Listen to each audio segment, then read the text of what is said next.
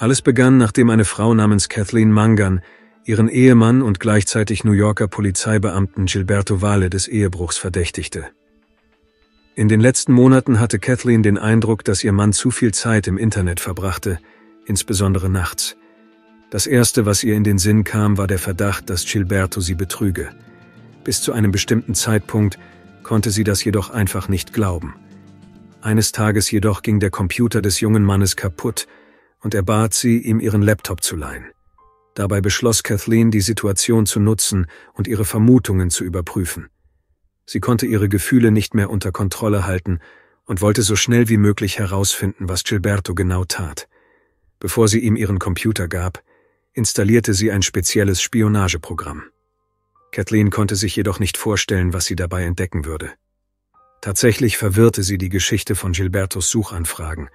Zum Beispiel interessierte sich der Mann für Dinge wie das Kochen von Menschenfleisch, weiße Sklaverei und vorsätzliche Freiheitsberaubung. Außerdem fand Kathleen buchstäblich Hunderte von Bildern mit Folter und sexueller Misshandlung von Frauen. Aber das war noch nicht alles. Sie stellte auch fest, dass Gilberto in einem äußerst umstrittenen Internetforum registriert war, das sich mit einer ungewöhnlichen Form des Fetischismus und Geschichten über Übergriffe auf Frauen und Kannibalismus befasste. In diesem Forum war Gilberto unter einem Spitznamen bekannt, der mit Jäger von Frauenfleisch übersetzt werden kann.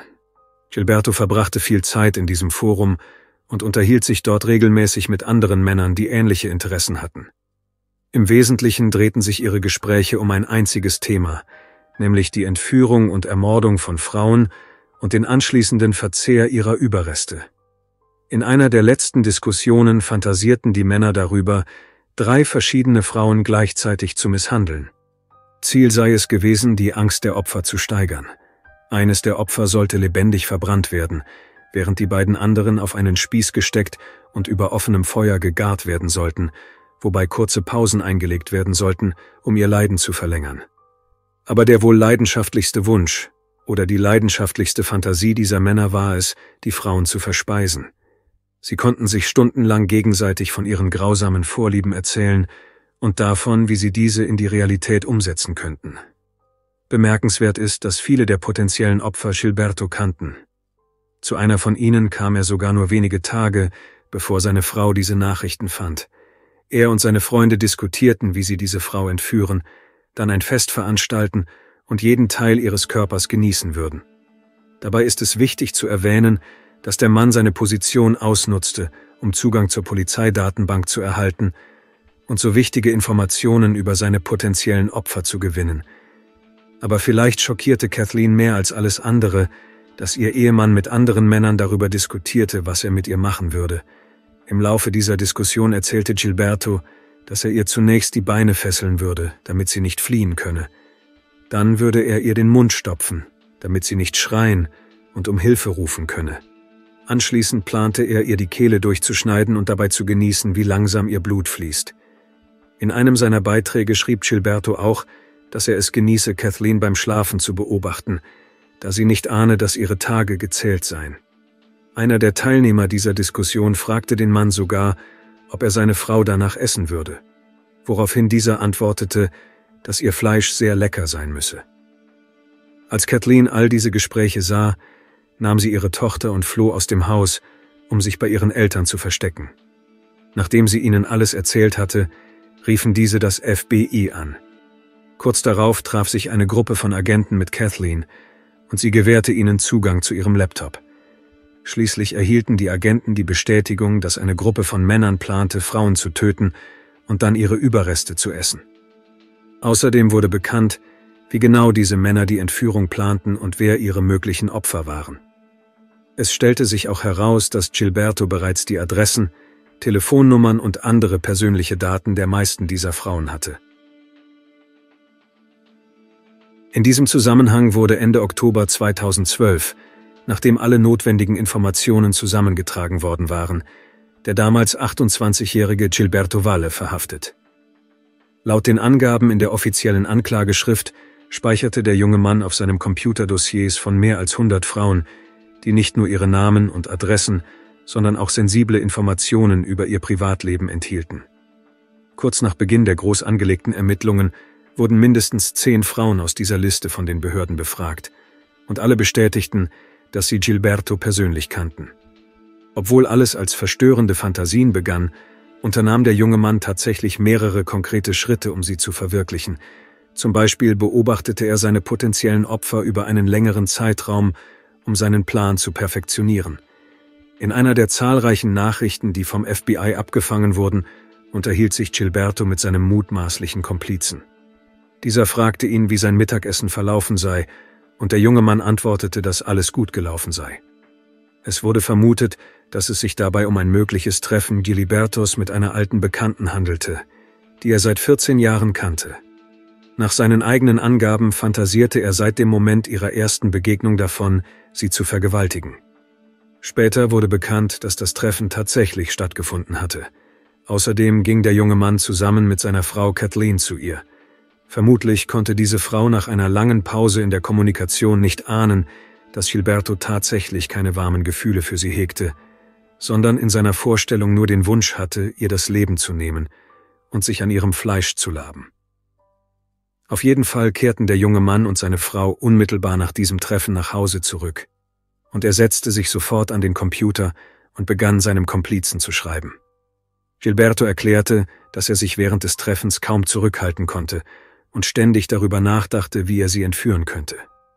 In Fortsetzung dieses Themas fragte der Komplize des jungen Mannes, wie groß sein Backofen sei, worauf dieser antwortete, dass er groß genug sei, um eines seiner möglichen Opfer darin unterzubringen. Offensichtlich bereiteten Gilberto solche Gespräche Vergnügen, und er fantasierte weiter darüber, wie er den Ofen einschalten und eines seiner Opfer auf kleiner Flamme garen würde, während er den Moment genoss. Zweifellos waren die FBI-Agenten von diesen Gesprächen zutiefst überrascht.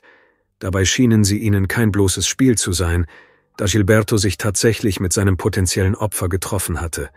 Mehr noch, er behauptete, so nah wie nie zuvor daran gewesen zu sein, den nächsten Schritt zu tun. Außerdem bereitete er sich sorgfältig auf die Entführung vor und studierte verschiedene Methoden, um seine Opfer zu vergiften und bewegungsunfähig zu machen. Er hatte sogar mehrere Bekannte, die bereit waren, gegen Geld eine Entführung durchzuführen.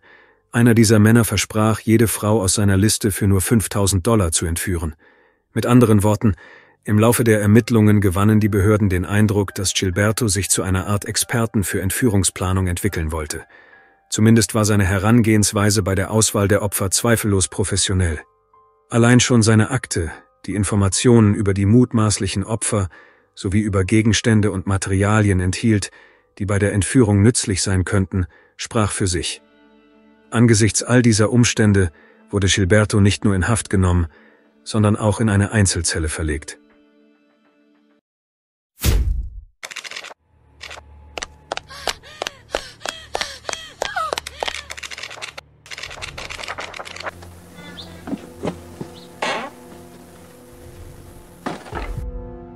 Das perfekte Geschenk zur Adventszeit. Erhältlich bei Amazon. Link in der Beschreibung. Einigen Informationen zufolge drohte ihm zu diesem Zeitpunkt bereits eine lebenslange Haftstrafe ohne Aussicht auf Bewährung. Das war nicht verwunderlich, denn er wurde eines Verbrechens im Zusammenhang mit einer Verschwörung zur Entführung von Menschen sowie des unbefugten Zugriffs auf vertrauliche Informationen beschuldigt. Der Staatsanwalt, der den Fall leitete, merkte an, dass dieser Fall umso beunruhigender sei, als Gilberto Valle zum Zeitpunkt seiner Festnahme aktiver Polizeibeamter in New York war und einen Eid geschworen hatte, der Gesellschaft zu dienen. Kurz nach seiner Verhaftung wurde er jedoch aus dem Dienst entlassen und seine Frau sowie ihre gemeinsame Tochter zogen nach Nevada. In der Zwischenzeit wurde in den Medien darüber berichtet, dass Gilberto Valle Polizeibeamter und diplomierter Psychologe war. Nach den vorliegenden Informationen arbeitete der junge Mann viele Jahre lang in einer Polizeistation in Harlem.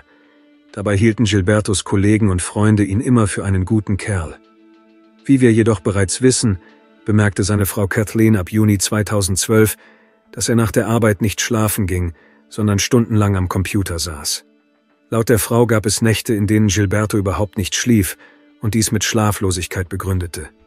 Es war auch bekannt, dass der junge Mann in dem bereits erwähnten Internetforum mit 24 Männern kommunizierte, die die gleichen perversen Fantasien hatten wie er selbst, wobei er am häufigsten mit einigen wenigen Personen korrespondierte. Einer von ihnen war ein 23-jähriger Mechaniker namens Michael Van Heus. Er wurde wenige Tage nach der Verhaftung von Gilberto festgenommen. Man ging davon aus, dass er möglicherweise an einem Verbrechen beteiligt war und sogar seine eigene Schwester entführen wollte.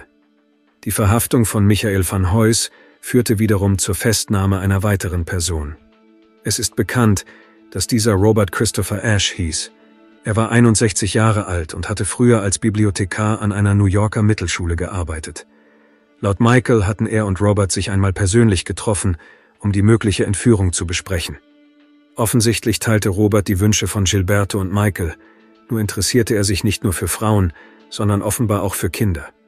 Aus diesem Grund leiteten die Behörden eine gründlichere Untersuchung gegen Robert ein. Das FBI schickte sogar 2 seiner Agenten undercover, um das Vertrauen des Mannes zu gewinnen. Bei der Durchsuchung seines Hauses wurden zahlreiche Folterinstrumente gefunden, darunter Peitschen, Elektroschocker, Klebeband, Nägel, Handschuhe und viele andere Gegenstände, die er für seine Zwecke verwenden wollte. Aufgrund der allgemeinen Natur dieses Falls drohte allen Festgenommenen eine lebenslange Haftstrafe ohne das Recht auf vorzeitige Entlassung. Kurz vor Beginn des Gerichtsverfahrens trat jedoch ein großes Problem auf, das mit den Grundprinzipien der Gedanken- und Meinungsfreiheit zusammenhing.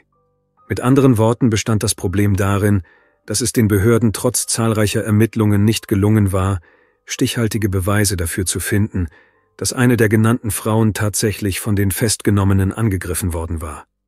Folglich konnte vieles zunächst nur auf ihre kranken Fantasien zurückgeführt werden. Auch die Anwälte von Gilberto stützten sich auf diese Version. Die Vertreter der Anklage sahen das jedoch anders, und obwohl es tatsächlich keine nachweislichen Opfer gab, war es durchaus wahrscheinlich, dass all diese Ideen letztendlich in die Tat umgesetzt werden könnten. Wie dem auch sei, dieser Fall löste heftige Debatten aus und wurde zum Gegenstand zahlreicher Spekulationen in den unterschiedlichsten Gesellschaftsschichten. Auch die juristischen Fakultäten verschiedener Universitäten interessierten sich für diesen ungewöhnlichen Fall, da er viele wichtige Fragen sowohl juristischer als auch psychologischer Natur aufwarf. Die wichtigste Frage war jedoch, ob eine Fantasie an sich ein Verbrechen provozieren kann und wie in einem solchen Fall die mutmaßlichen Täter zu beurteilen sind, wenn es einfach keine tatsächlichen Opfer gab. Letztendlich kam es zu ernsthaften Meinungsverschiedenheiten unter den Geschworenen, da alle Festgenommenen nur potenzielle Straftäter waren, Menschen, die womöglich eingesperrt werden sollten, bevor sie eine Tat begingen. In den Vereinigten Staaten werden solche Sachverhalte oft als gedankliche Straftaten bezeichnet. In der Regel sind sie durch die Vorbereitung auf die Straftat und die Absicht, sie zu begehen, gekennzeichnet. Angesichts der Tatsache, dass die wirklich perversen und frauenfeindlichen Fantasien der Festgenommenen zweifellos deren gestörte Vorstellungskraft widerspiegelten, forderten viele Stimmen in der Öffentlichkeit harte Strafen. Nach Ansicht ihrer Anwälte jedoch hatten die Behörden nicht genügend Beweise, um eine Verurteilung sicher zu erreichen. Wie dem auch sei, nach einigen Monaten fällte der Richter das endgültige Urteil.